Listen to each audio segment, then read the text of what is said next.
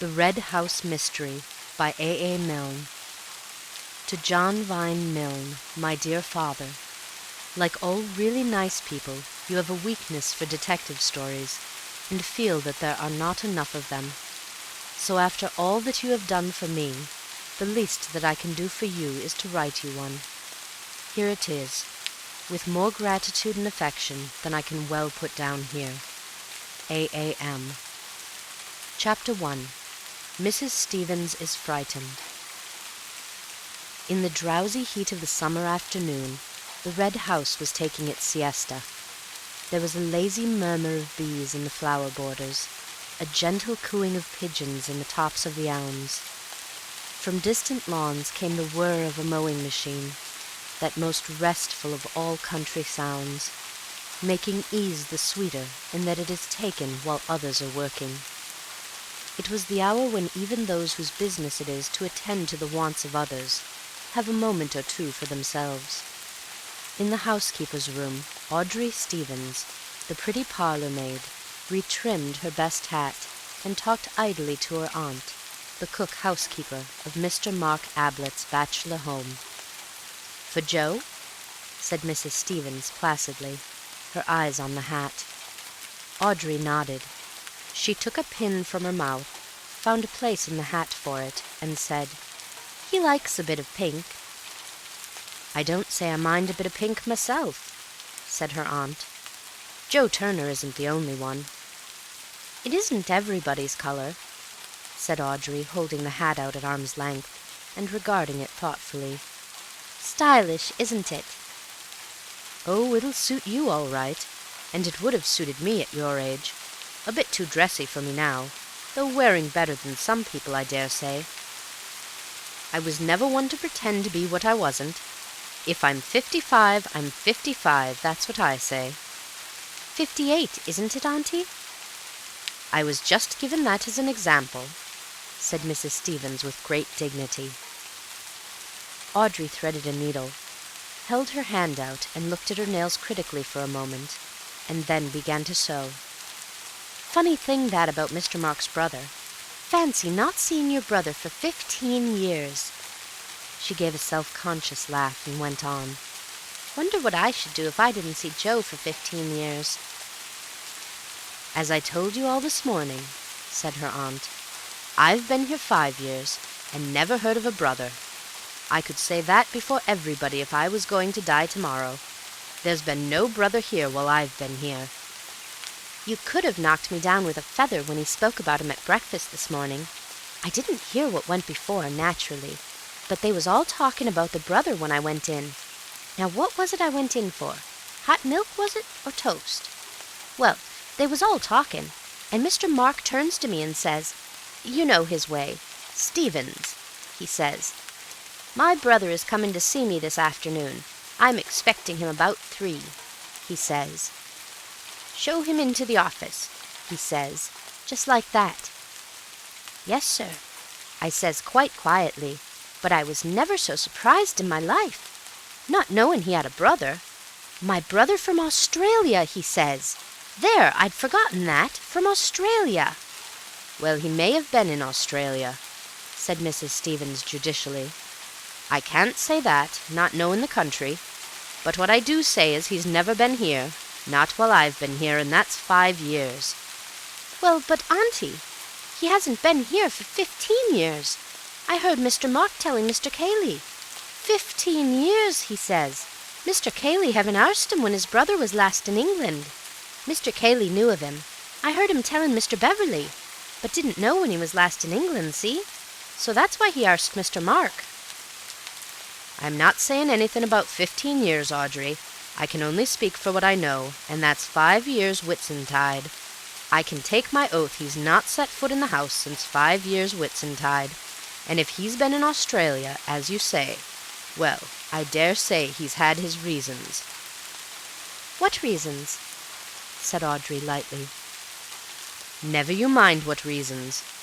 Being in the place of a mother to you since your poor mother died, I say this, Audrey, when a gentleman goes to Australia he has his reasons, and when he stays in Australia 15 years, as Mr. Mark says, and as I know for myself for 5 years, he has his reasons, and a respectably brought-up girl doesn't ask what reasons."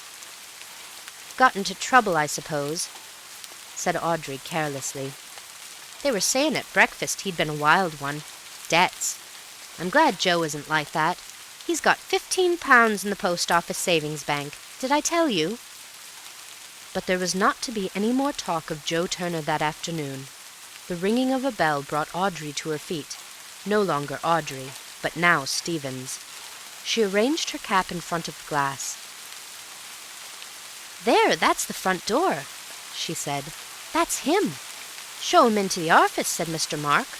"I suppose he doesn't want the other ladies and gentlemen to see him. Well, they're all out at their golf anyhow. I wonder if he's going to stay. Perhaps he's brought back a lot of gold from Australia.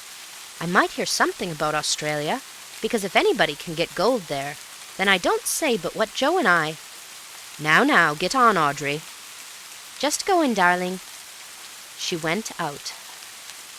To anyone who had just walked down the drive in the August sun, the open door of the Red House revealed a delightfully inviting hall, of which even the mere sight was cooling.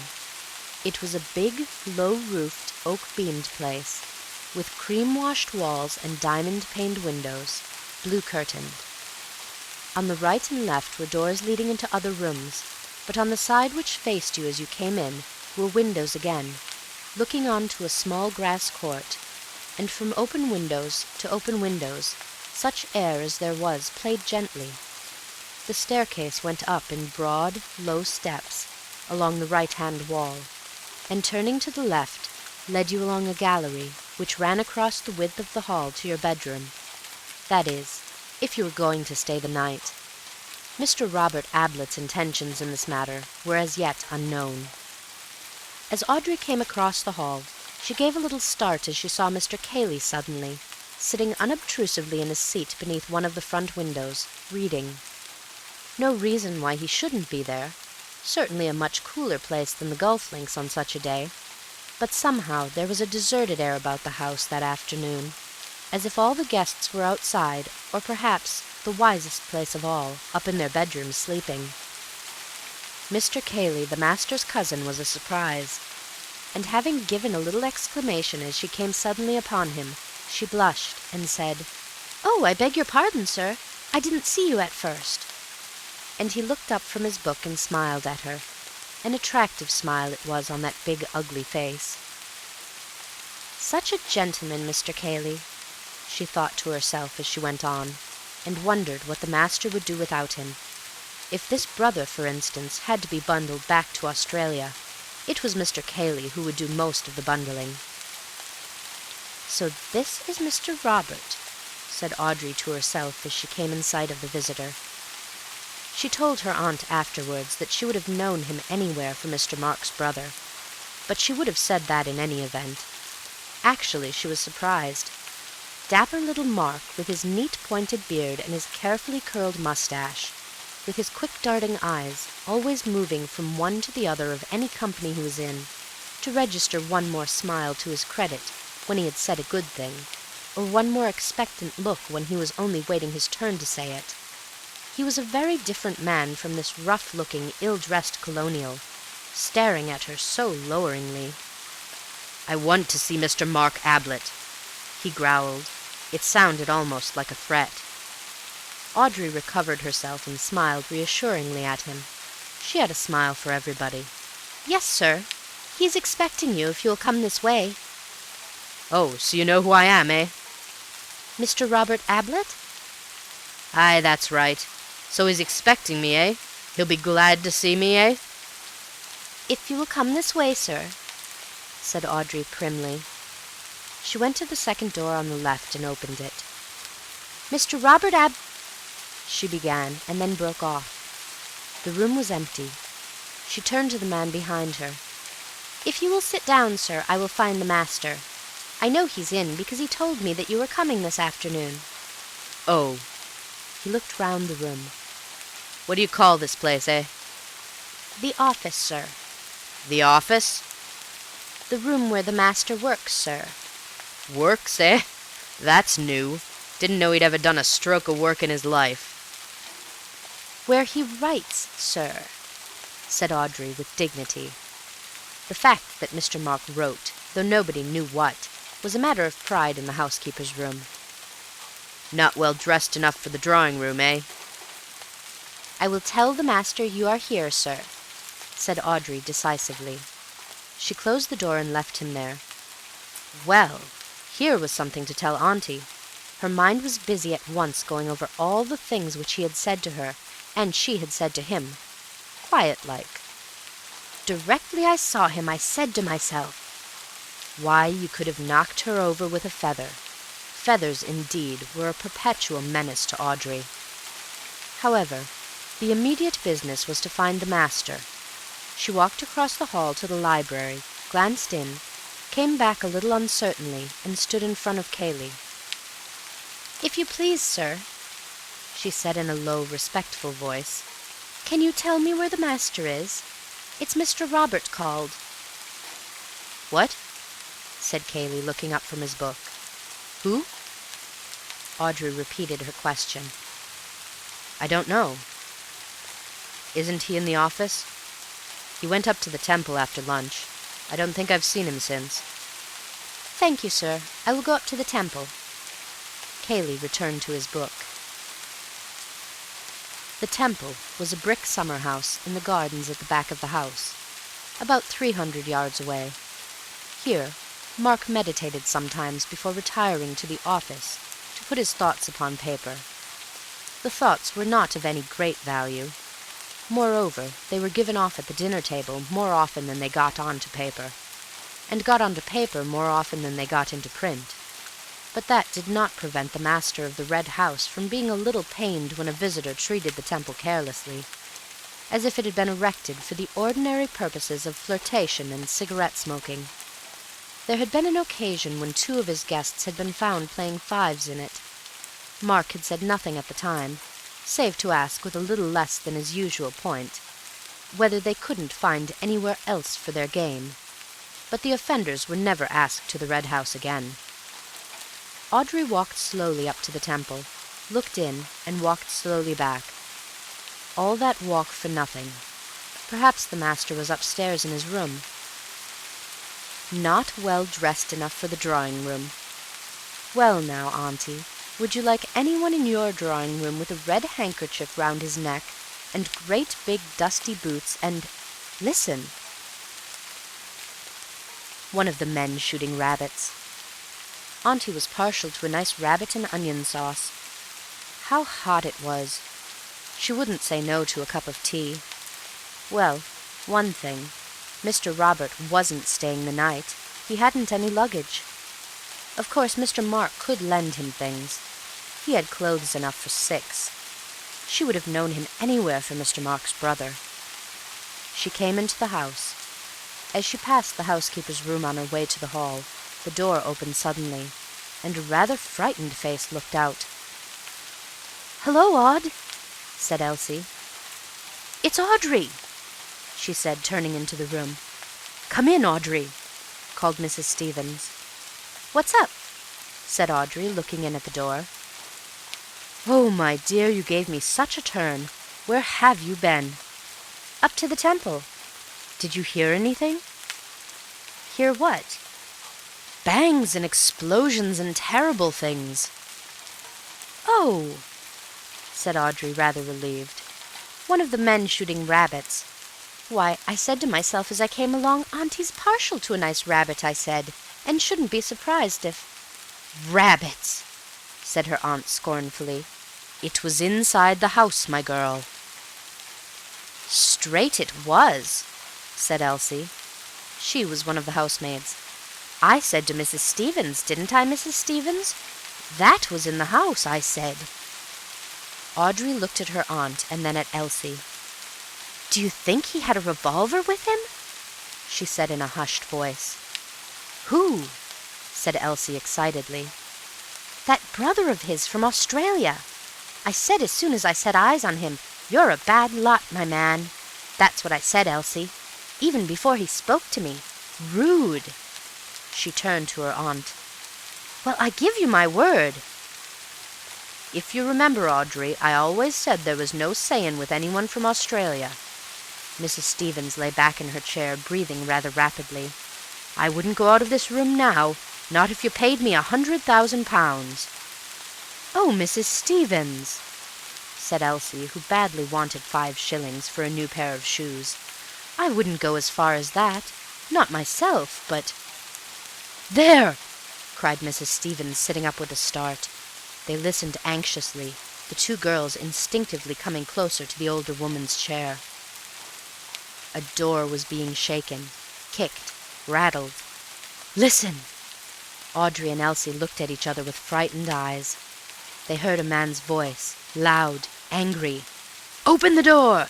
it was shouting. "Open the door! I say, open the door!" "Don't open the door!" cried Mrs. Stevens in a panic, as if it was her door which was threatened. "Audrey, Elsie, don't let him in!" "Damn it, open the door!" came the voice again. "We're all going to be murdered in our beds," she quavered. Terrified, the 2 girls huddled closer, and with an arm around each, Mrs. Stevens sat there, waiting. End of Chapter 1. Chapter 2. Mr. Gillingham gets out at the wrong station. Whether Mark Ablett was a bore or not depended on the point of view, but it may be said at once that he never bored his company on the subject of his early life. However, stories get about. There is always somebody who knows. It was understood, and this anyhow on Mark's own authority, that his father had been a country clergyman. It was said that, as a boy, Mark had attracted the notice and patronage of some rich old spinster of the neighbourhood, who had paid for his education both at school and university. At about the time when he was coming down from Cambridge, his father had died, leaving behind him a few debts, as a warning to his family, and a reputation for short sermons, as an example to his successor. Neither warning nor example seems to have been effective. Mark went to London, with an allowance from his patron, and, it is generally agreed, made acquaintance with the money-lenders. He was supposed by his patron, and any others who inquired, to be writing. But what he wrote, other than letters asking for more time to pay, has never been discovered. However, he attended the theatres and music-halls very regularly, no doubt with a view to some serious article in the Spectator on the decadence of the English stage. Fortunately, from Mark's point of view, his patron died during his 3rd year in London, and left him all the money he wanted. From that moment his life loses its legendary character, and becomes more a matter of history. He settled his accounts with the money-lenders, abandoned his crop of wild oats to the harvesting of others, and became in his turn a patron. He patronized the arts. It was not only usurers who discovered that Mark Ablett no longer wrote for money. Editors were now offered free contributions as well as free lunches. Publishers were given agreements for an occasional slender volume, in which the author paid all expenses and waived all royalties. Promising young painters and poets dined with him, and he even took a theatrical company on tour, playing host and lead with equal lavishness. He was not what most people call a snob. A snob has been defined carelessly as a man who loves a lord, and more carefully as a mean lover of mean things, which would be a little unkind to the peerage if the first definition were true. Mark had his vanities undoubtedly, but he would sooner have met an actor-manager than an earl. He would have spoken of his friendship with Dante, had that been possible, more glibly than of his friendship with the Duke. Call him a snob if you like, but not the worst kind of snob. A hanger-on, but to the skirts of art, not society.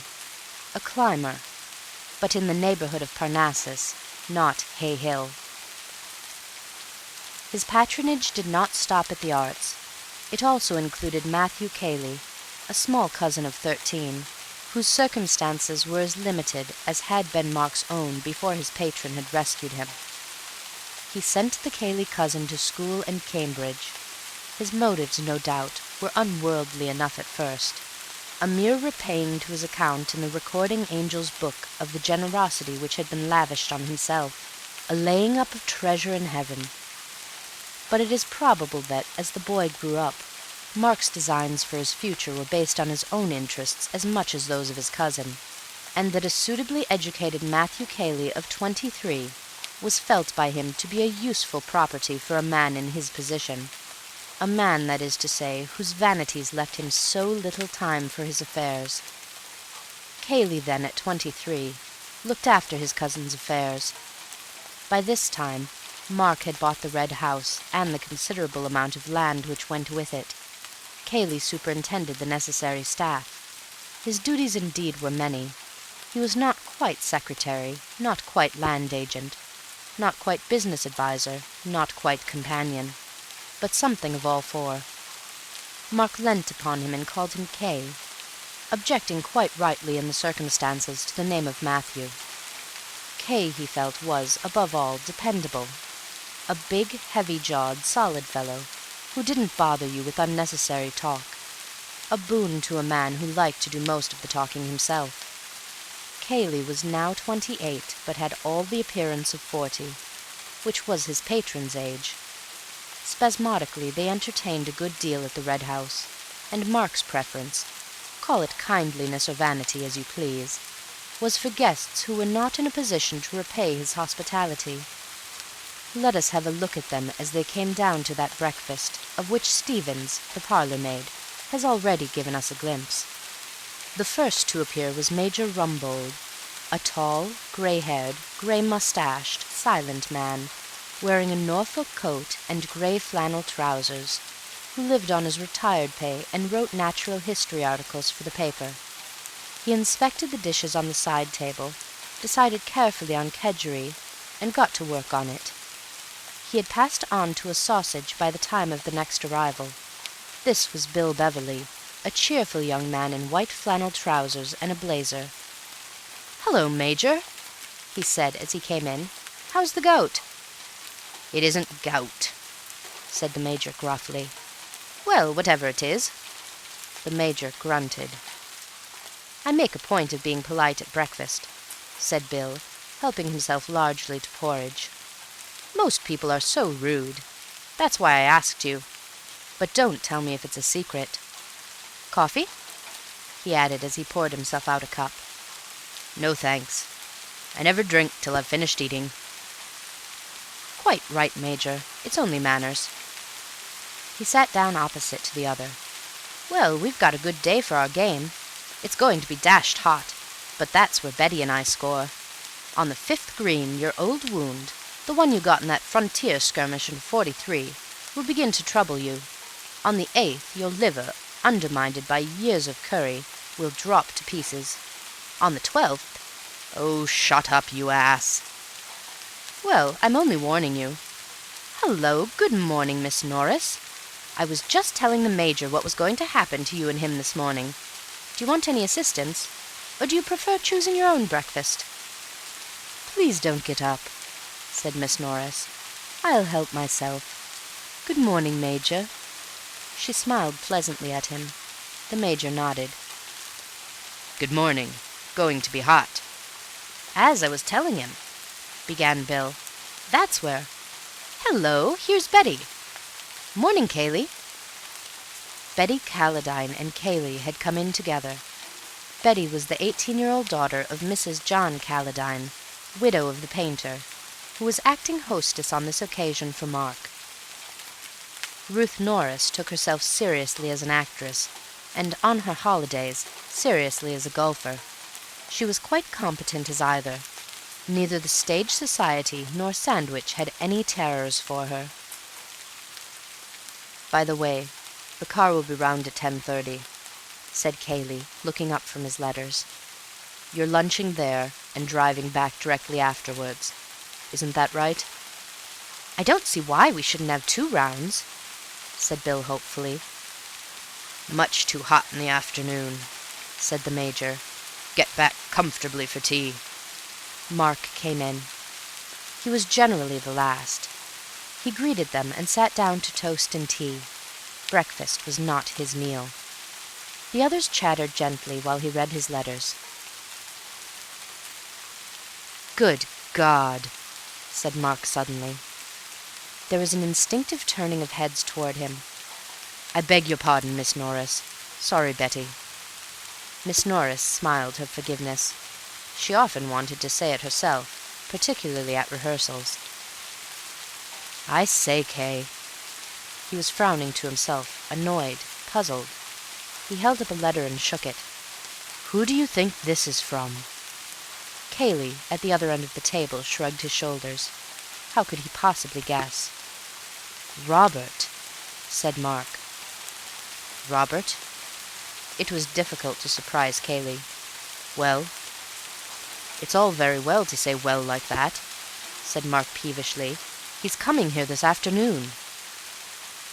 "I thought he was in Australia or somewhere." "Of course, so did I." He looked across at Rumbold. "Got any brothers, Major?" "No." "Well, take my advice and don't have any." "Not likely to now," said the Major. Bill laughed. Miss Norris said politely, "But you haven't any brothers, Mr. Ablett." "One," said Mark grimly. "If you're back in time, you'll see him this afternoon. He'll probably ask you to lend him £5. Don't." Everybody felt a little uncomfortable. "I've got a brother," said Bill helpfully, "but I always borrow from him." "Like Robert," said Mark. "When was he last in England?" asked Cayley. "About 15 years ago, wasn't it? You'd have been a boy, of course." "Yes, I remember seeing him once about then, but I didn't know if he'd been back since." "No, not to my knowledge." Mark, still obviously upset, returned to his letter. "Personally," said Bill, "I think relations are a great mistake." "All the same," said Betty a little daringly, "it must be rather fun having a skeleton in the cupboard." Mark looked up frowning. "If you think it's fun, I'll hand him over to you, Betty. If he's anything like he used to be, and like his few letters have been, well, Kay knows." Cayley grunted. "All I knew was that one didn't ask questions about him."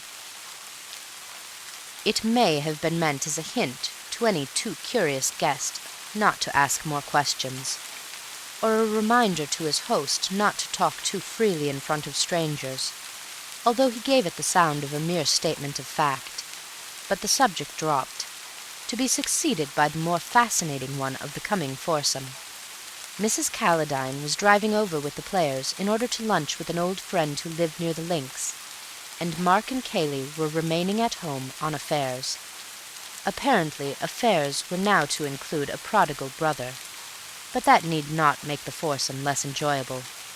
At about the time when the Major, for whatever reasons, was fluffing his tea-shot at the 16th, and Mark and his cousin were at their business at the Red House, an attractive gentleman of the name of Anthony Gillingham was handing up his ticket at Woodham Station and asking his way to the village.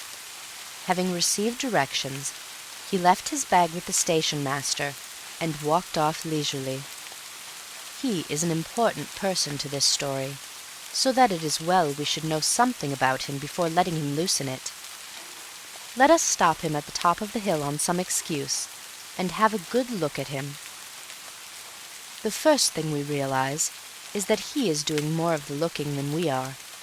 Above a clean-cut, clean-shaven face, of the type usually associated with the Navy, he carries a pair of grey eyes which seem to be absorbing every detail of our person. To strangers, this look is almost alarming at first, until they discover that his mind is very often elsewhere, that he has, so to speak, left his eyes on guard, while he himself follows a train of thought in another direction. Many people do this, of course, when, for instance, they are talking to one person and trying to listen to another, but their eyes betray them.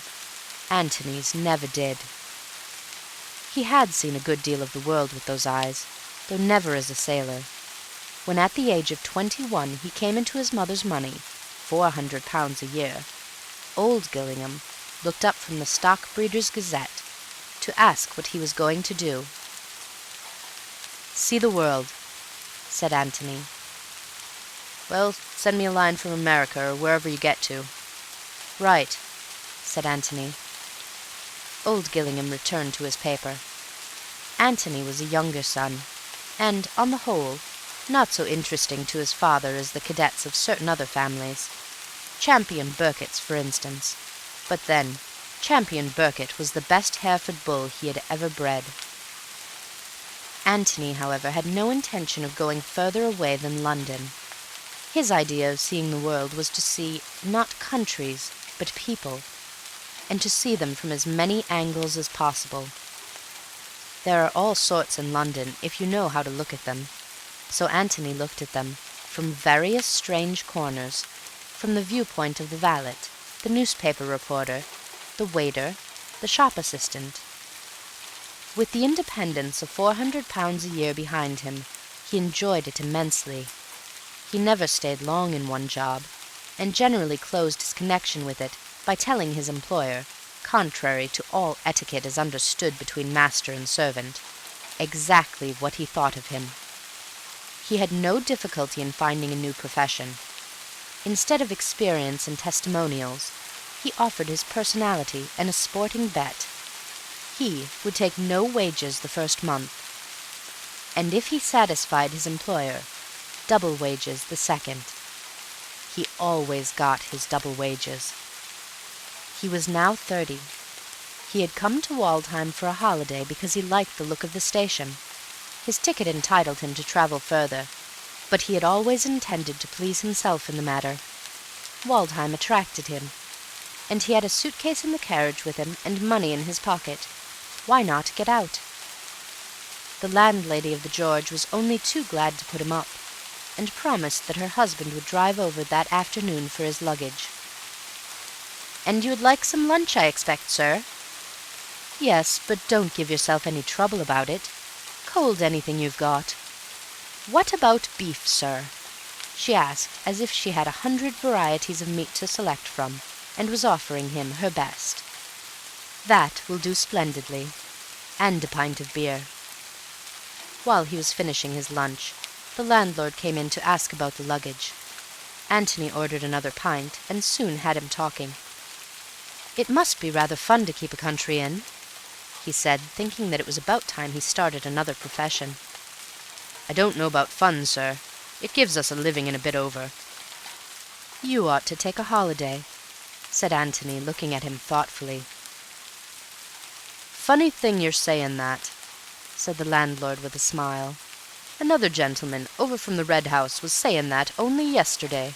He offered to take my place and all." He laughed rumblingly. "The Red House? Not the Red House, Stanton?" "That's right, sir. Stanton's the next station to Waldheim. The Red House is about a mile from here, Mr. Ablett's." Antony took a letter from his pocket. It was addressed from the Red House, Stanton, and signed Bill. "Good old Bill," he murmured to himself. "He's getting on."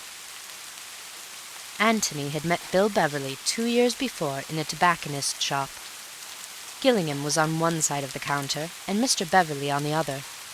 Something about Bill, his youth and freshness perhaps, attracted Antony, and when cigarettes had been ordered and an address given to which they were to be sent, he remembered that he had come across an aunt of Beverley's once at a country house. Beverley and he met again a little later at a restaurant.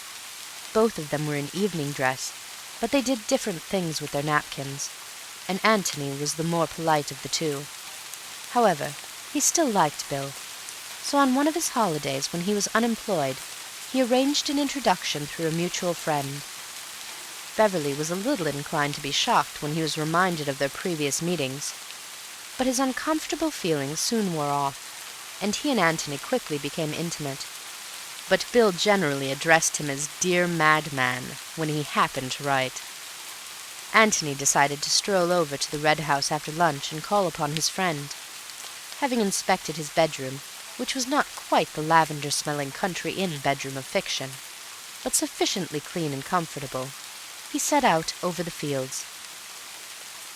As he came down the drive and approached the old red-brick front of the house, there was a lazy murmur of bees in the flower borders, a gentle cooing of pigeons in the tops of the elms, and from the distant lawns the whir of a mowing machine, that most restful of all country sounds.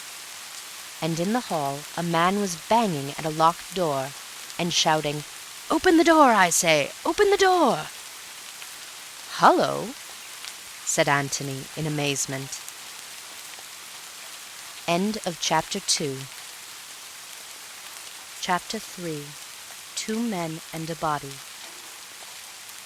Cayley looked around suddenly at the voice. "Can I help?"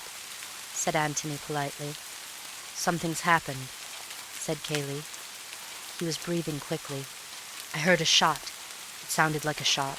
I was in the library. A loud bang. I didn't know what it was. And the door's locked." He rattled the handle again and shook it. "Open the door!" he cried. "I say, Mark, what is it? Open the door!" "But he must have locked the door on purpose," said Antony. "So why should he open it just because you ask him to?" Cayley looked at him in a bewildered way. Then he turned to the door again. "We must break it in," he said, putting his shoulder to it. "Help me." "Isn't there a window?" Cayley turned to him stupidly. "Window? Window?" "So much easier to break in a window," said Antony with a smile. He looked very cool and collected as he stood just inside the hall, leaning on his stick and thinking, no doubt, that a great deal of fuss was being made about nothing. But then he had not heard the shot. "Window, of course. What an idiot I am."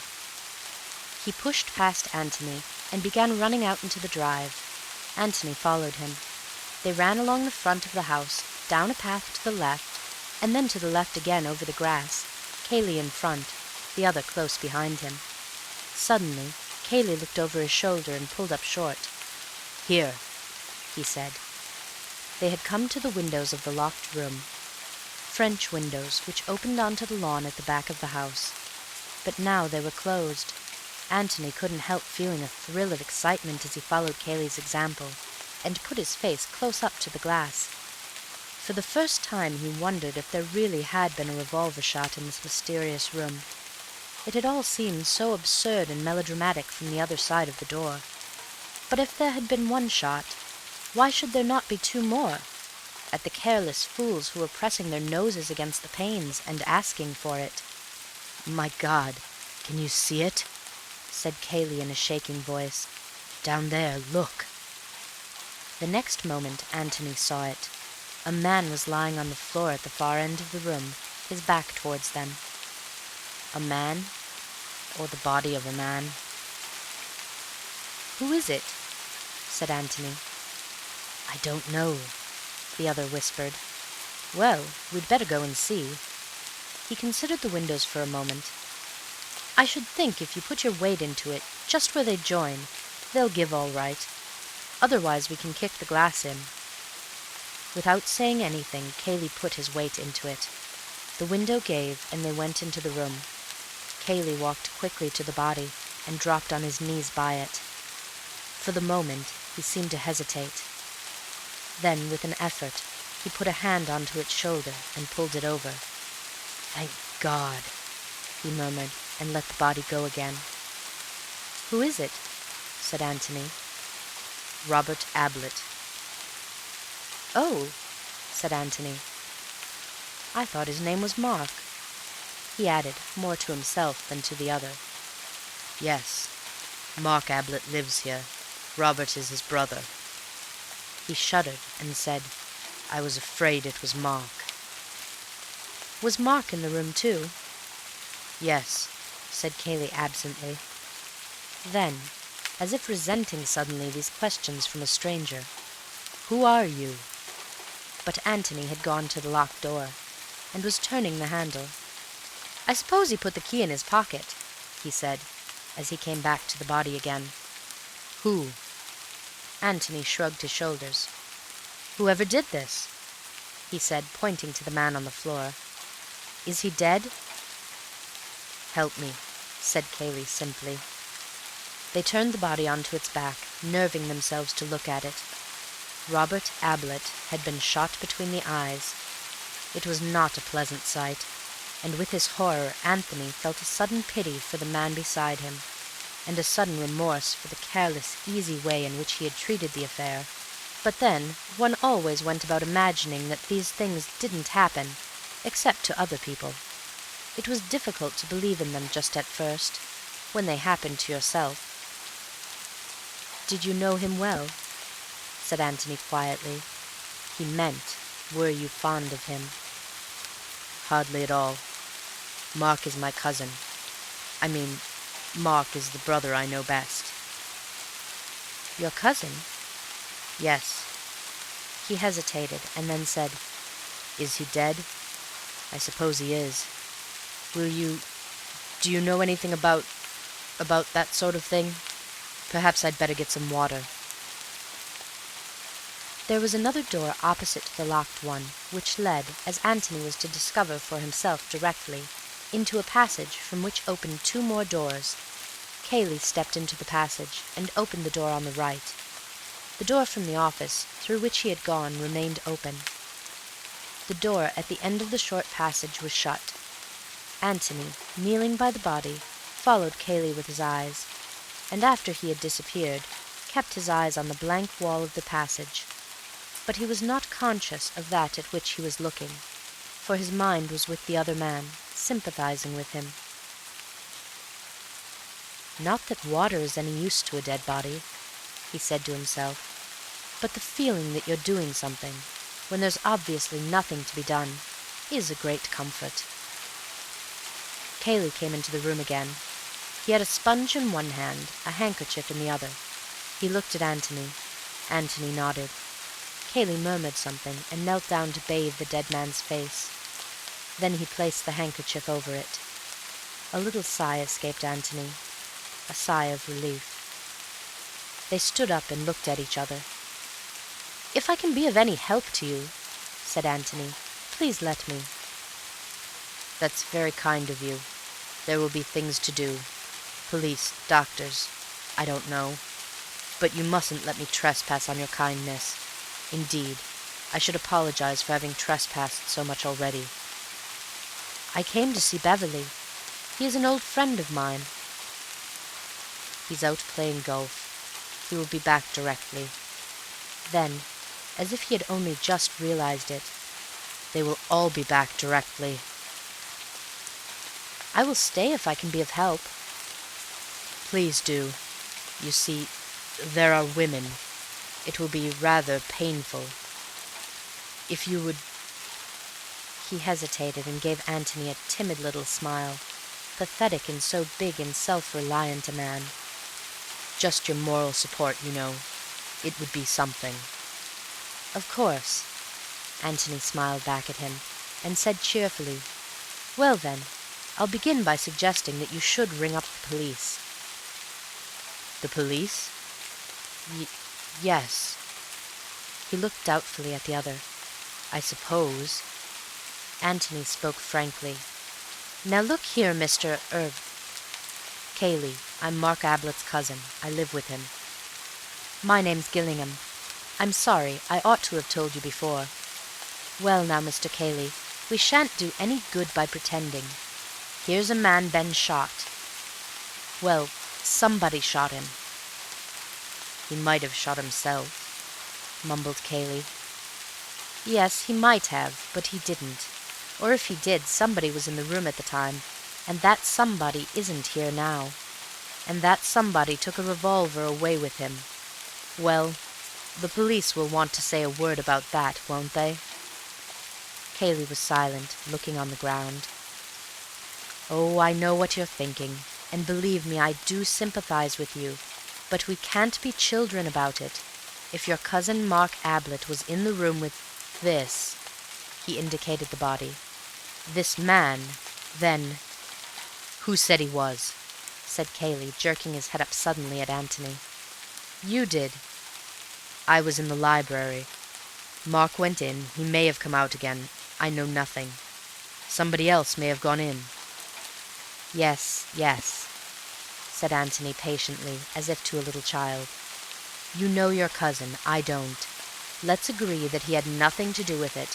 But somebody was in the room when this man was shot. And, well, the police will have to know, don't you think?"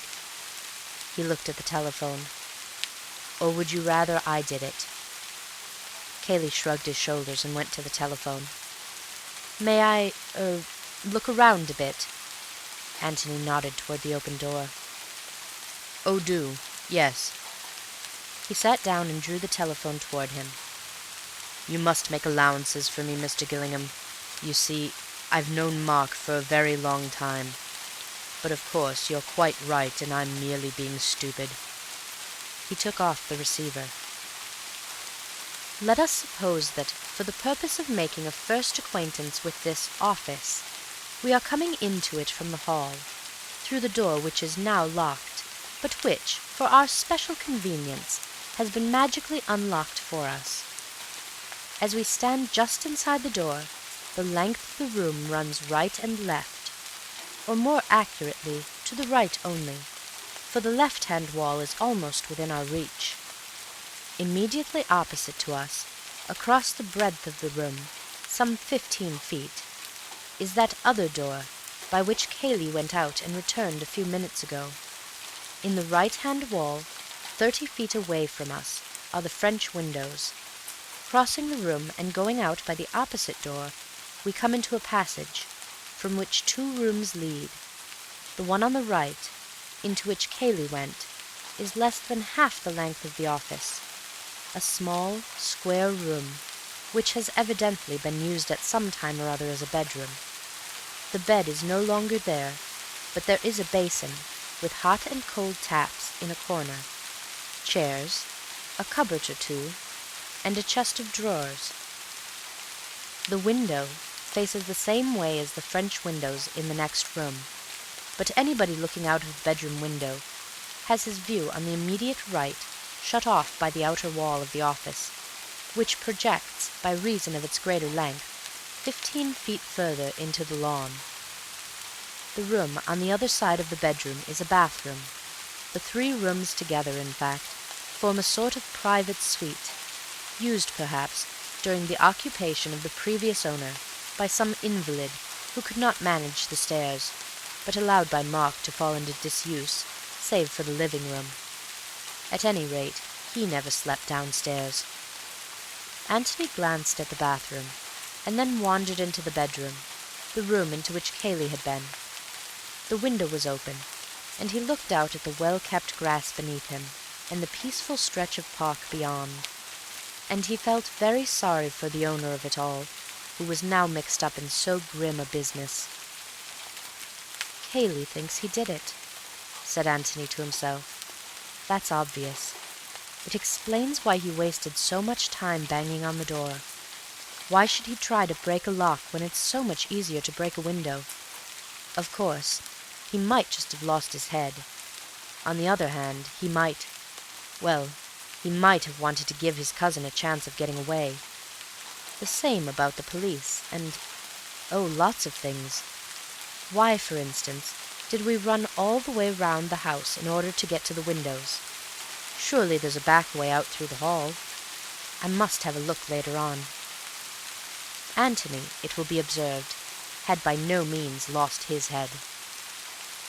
There was a step in the passage outside, and he turned round, to see Cayley in the doorway. He remained looking at him for a moment, asking himself a question. It was rather a curious question. He was asking himself why the door was open. Well, not exactly why the door was open. That could be explained easily enough. But why had he expected the door to be shut?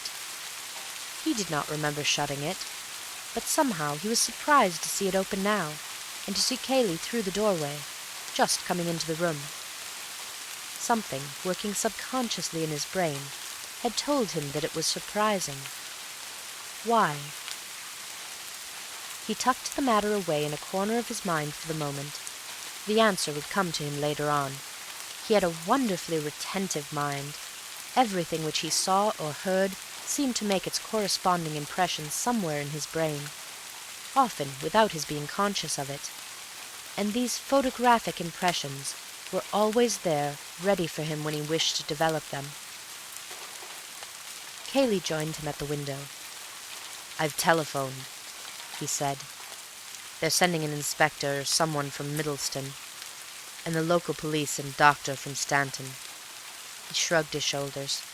"We're in for it now." "How far away is Middleston?" It was the town for which Antony had taken a ticket that morning, only 6 hours ago. How absurd it seemed. "About 20 miles. These people will be coming back soon." "Beverley and the others?" "Yes, I expect they'll want to go away at once." "Much better that they should." "Yes."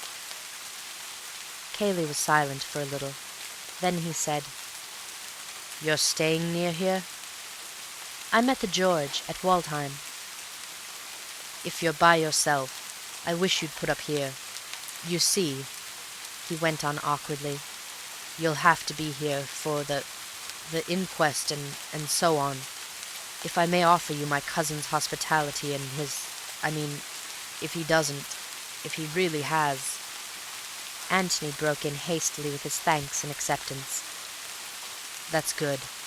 Perhaps Beverley will stay on, if he's a friend of yours. He's a good fellow." Antony felt quite sure, from what Cayley had said and had hesitated to say, that Mark had been the last to see his brother alive.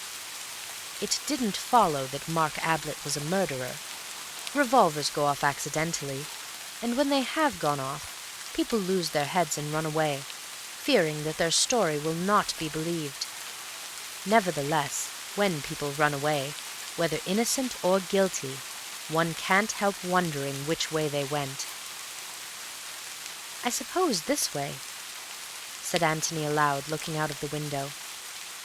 "Who?" said Cayley stubbornly. "Well, whoever it was," said Antony, smiling to himself. "The murderer, or let us say, the man who locked the door after Robert Ablett was killed." "I wonder." "Well, how else could he have got away? He didn't go by the windows in the next room, because they were shut." "Isn't that rather odd?" "Well, I thought so at first, but—" He pointed to the wall jutting out on the right. "You see, you're protected from the rest of the house if you get out here, and you're quite close to the shrubbery. If you go out at the French windows, I imagine you're much more visible. All that part of the house," he waved his right hand, "the west, well, northwest almost, where the kitchen pots are, you see, you're hidden from them here." "Oh, yes."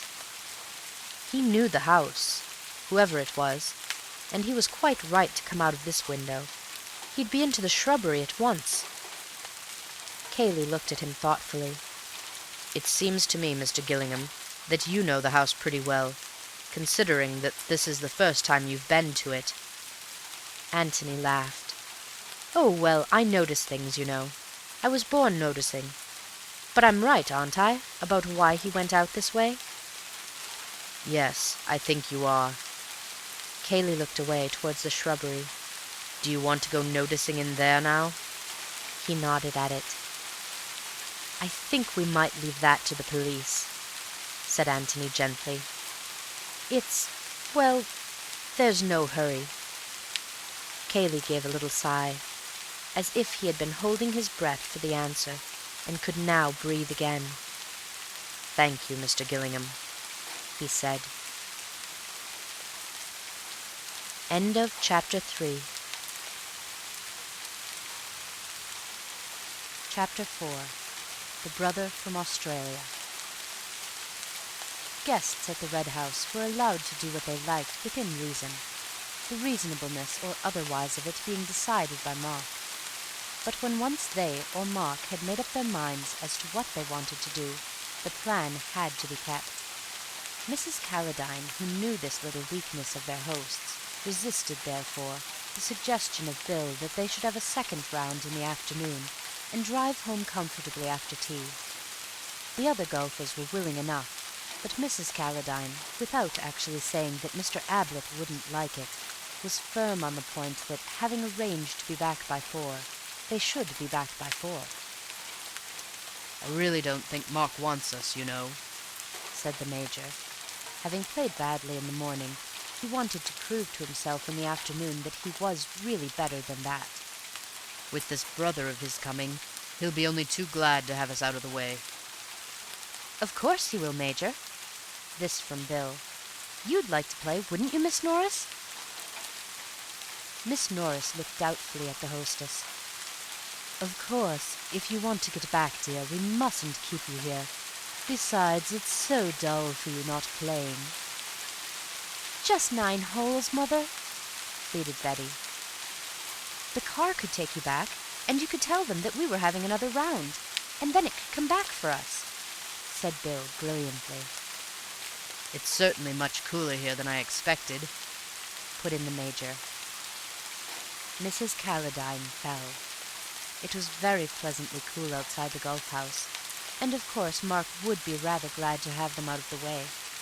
So she consented to 9 holes, and the match having ended all square, and everybody having played much better than in the morning, they drove back to the Red House, very well pleased with themselves. "Hullo," said Bill to himself as they approached the house. "Isn't that old Tony?" Antony was standing in front of the house, waiting for them. Bill waved, and he waved back. Then, as the car drew up, Bill, who was in front with the chauffeur, jumped down and greeted him eagerly. "Hello, you madman! Have you come to stay, or what?" He had a sudden idea. "Don't say you're Mark Ablett's long-lost brother from Australia, though I could quite believe it of you." He laughed boyishly. "Hello, Bill," said Antony quietly. "Will you introduce me? I'm afraid I've got some bad news." Bill, rather sobered by this, introduced him. The Major and Mrs. Calladine were on the near side of the car, and Antony spoke to them in a low voice. "I'm afraid I'm going to give you rather a shock," he said. "Robert Ablett, Mr. Mark Ablett's brother, has been killed." He jerked a thumb over his shoulder.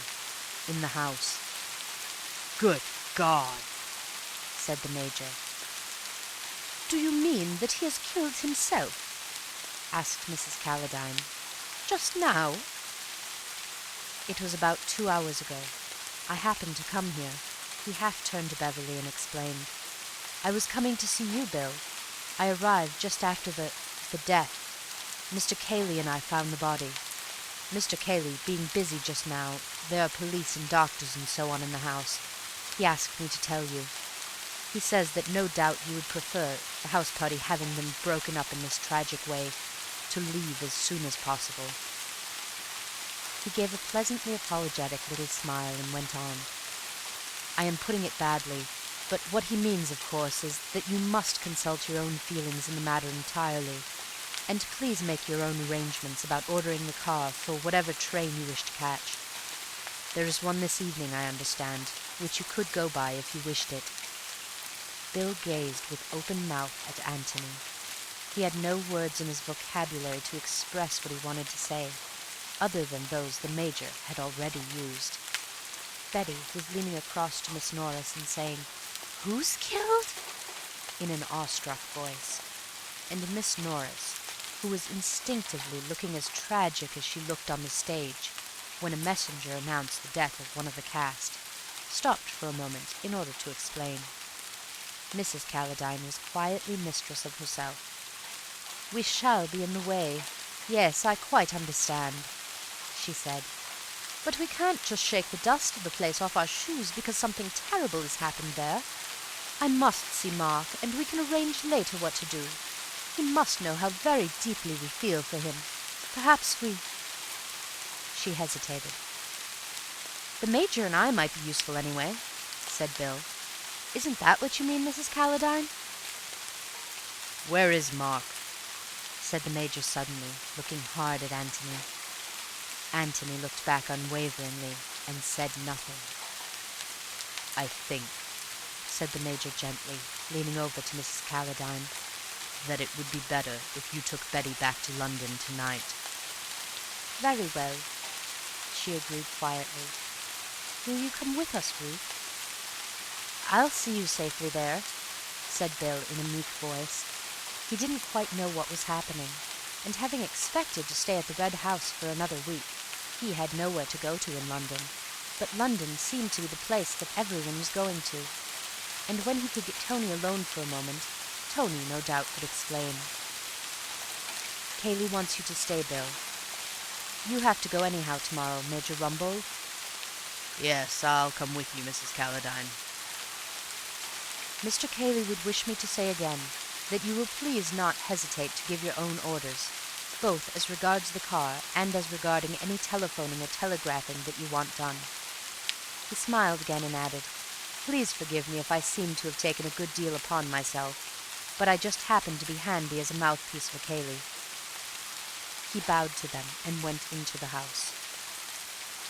"Well," said Miss Norris dramatically. As Antony re-entered the hall, the inspector from Middleston was just crossing into the library with Cayley. The latter stopped and nodded to Antony. "Wait a moment, Inspector.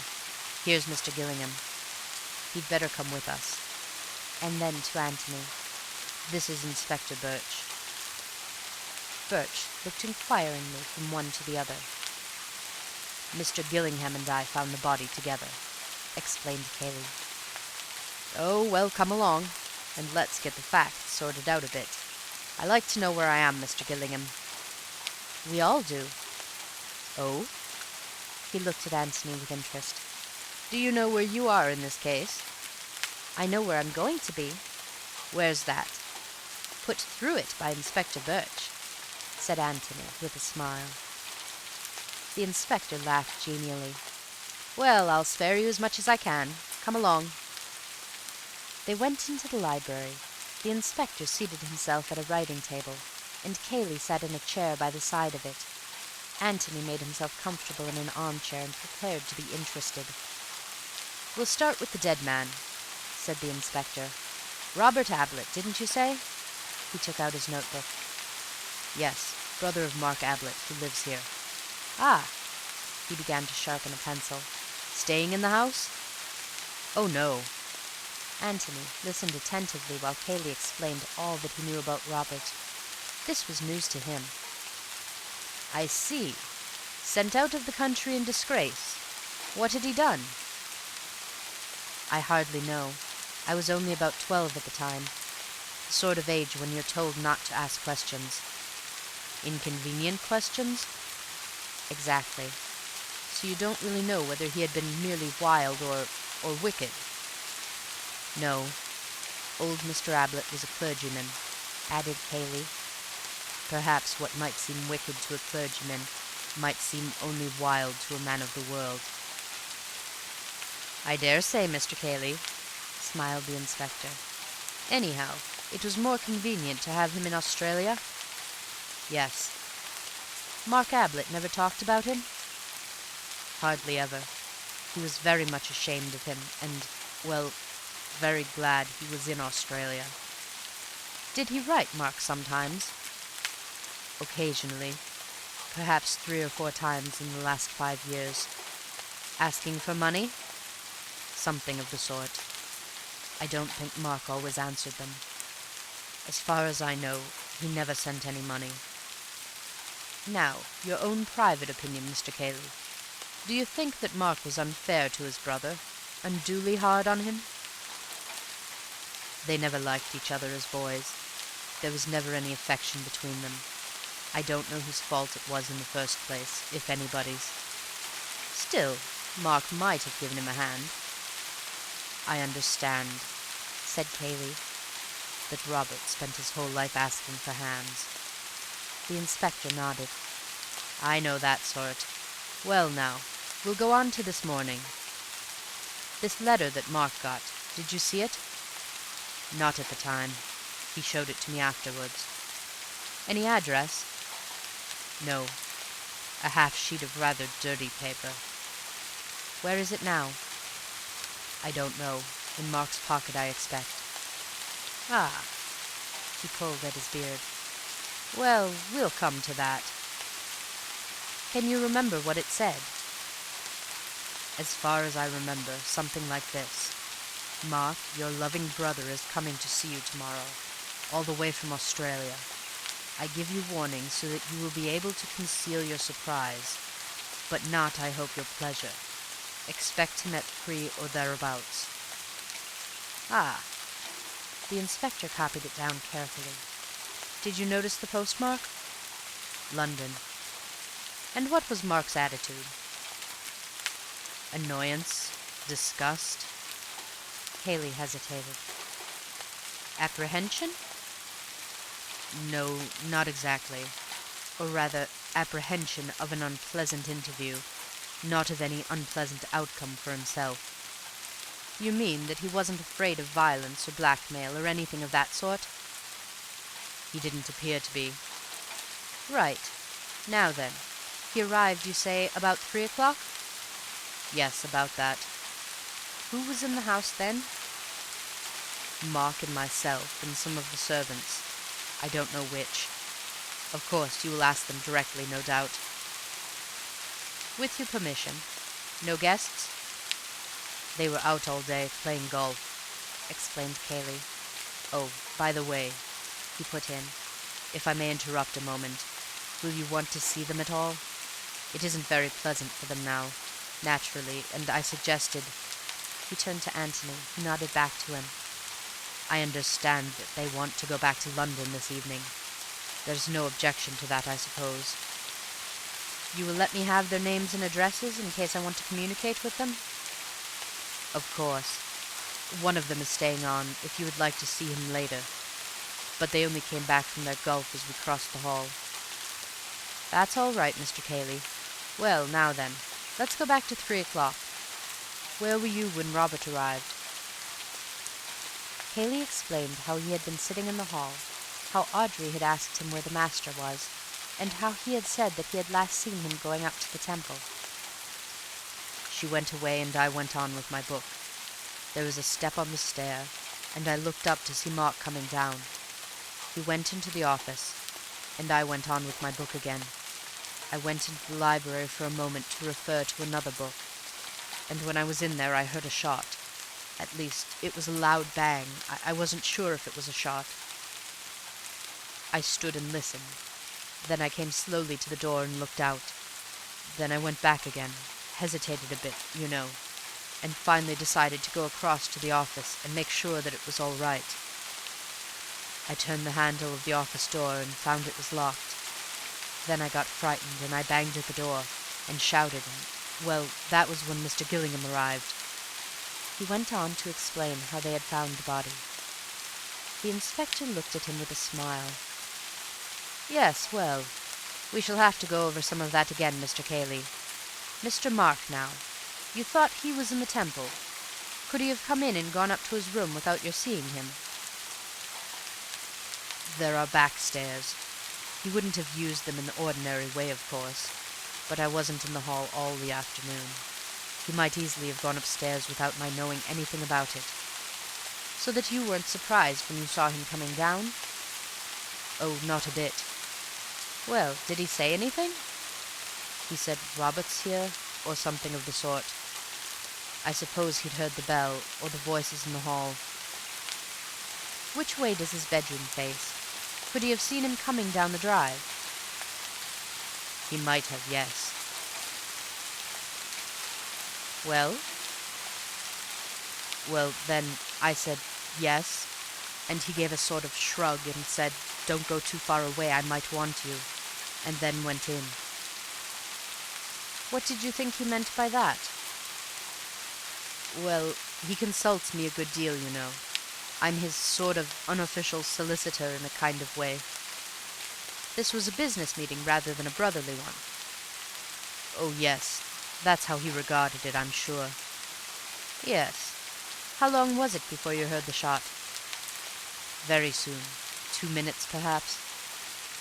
The inspector finished his writing, and then regarded Cayley thoughtfully.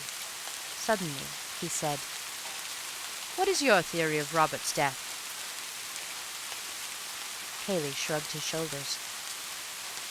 "You've probably seen more than I've seen," he answered. "It's your job. I can only speak as a layman, and Mark's friend." Well? "Then I should say that Robert came here meaning trouble, and bringing a revolver with him. He produced it almost at once. Mark tried to get it from him. There was a little struggle, perhaps, and it went off. Mark lost his head finding himself there with a revolver in his hand and a dead man at his feet. His one idea was to escape.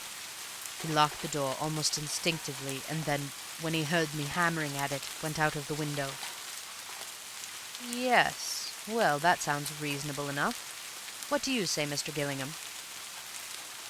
I should hardly call it reasonable to lose your head, said Antony, getting up from his chair and coming towards them. Well, you know what I mean. It explains things. Oh, yes. Any other explanation would make them much more complicated. Have you any other explanation? Not I. Are there any points on which you would like to correct Mr. Cayley? Anything that he left out after you arrived here? No, thanks. He described it all very accurately. Ah. Well, now, about yourself. You're not staying in the house, I gather? Antony explained his previous movements. Yes. Did you hear the shot? Antony put his head on one side, as if listening. Yes. Just as I came in sight of the house. It didn't make any impression at the time, but I remember it now. Where were you then? Coming up the drive. I was just inside of the house. Nobody left the house by the front door after the shot? Antony closed his eyes and considered. Nobody, he said. No. You're certain of that? Absolutely, said Antony, as though rather surprised that he could be suspected of a mistake. Thank you. You're at the George if I want you? Mr. Gillingham is staying here until after the inquest, explained Cayley. Good. Well, now, about these servants. End of chapter 4.